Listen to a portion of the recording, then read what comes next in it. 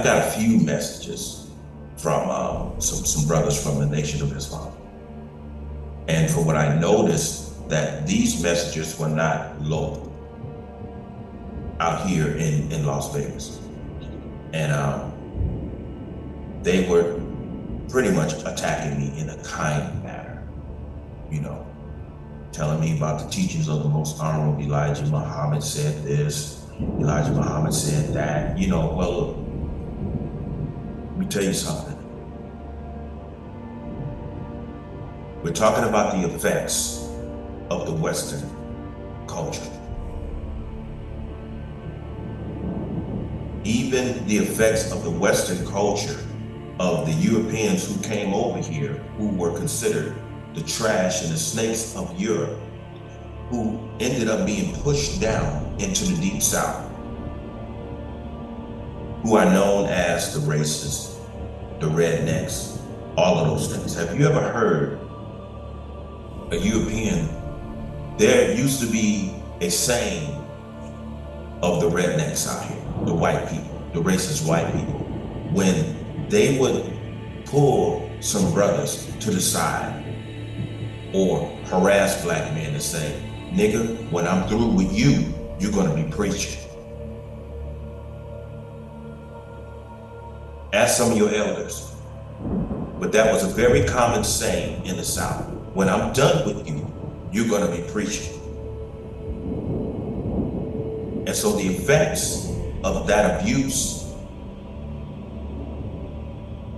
came out a whole lot of preachers like Marcus Garvey, even your Elijah Muhammad,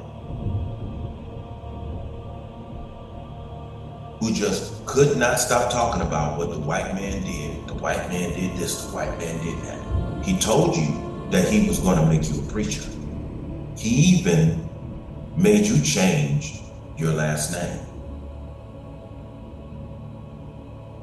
He made you put an X behind your name. He made you put the name Muhammad behind your name. Well, we embrace the X and the name Muhammad because we rejected our slave name. Didn't Muhammad have a slave named Bilal, the one who invented the call of prayer? His name was his last name was Muhammad by way of Prophet Muhammad. Everyone who came under the teachings of Prophet Muhammad, they all carried Muhammad's last name. And the Quran talks about followers / slaves. The Quran talks about that. So the only thing that you gave up was one slave name and you embraced another slave name. And I'm pretty certain you've heard that before. You've heard that before. But what difference does it make if you have an X behind it? What difference does it make if you embrace the last name Muhammad? Look at our people. Our people are still in the worst shape that they've been since before Elijah Muhammad, since before Farah Muhammad. Right here, while Farrakhan lives, our people are going further into darkness.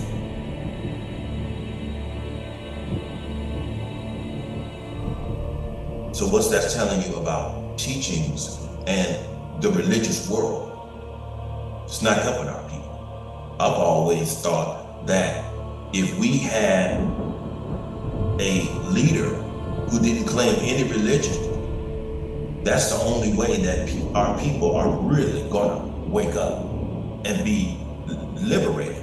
And I say that because if you are part of any religion, then your motivation and your intentions and your motivation are going to be limited. Because even though Malcolm said, by any means necessary, he still turned around and said, well, Islam is a religion of peace. Well, if Islam is a religion of peace, and if that's your core belief, then why did Brother Malcolm say by any means necessary, which did not imply peace always? He said by any means necessary. Well, what if the means take violence? He talked self-defense, but to get liberation from the European and from the Western powers, I used to hear Brother Malcolm all the time, resulting in saying that we need to get our freedom the same way the white man got his. Well, if the white man is the devil, do we have to become devils as he in order to get our freedom? Or are we going to find some diplomatic way, intellectually, to deal with this Western power structure in order to get our liberation? Or is it possible for us to get our liberation within the Western power structure? Does our liberation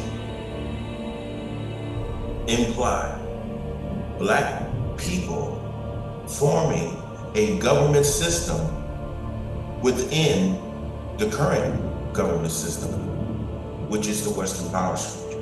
Is that possible? Is that possible? Right now, it is impossible because of the moral status of our community is at an all-time low, even after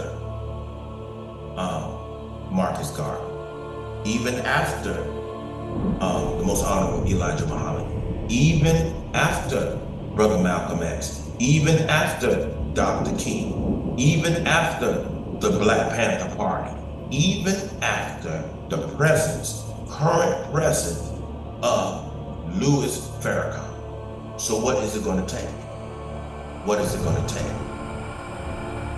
It takes an individual choice of changing where you are mentally, emotionally, and intellectually. It's going to take the individual change within. And once we understand that it takes an individual change and not the cooperation of an entire people, when the entire people, well, I won't say the entire people, but damn near 87% of our people are totally corrupted. And that's not by choice. Some of it is by choice. I have to take that back. Some of it is by choice because it's been called a culture, which needs to be abolished.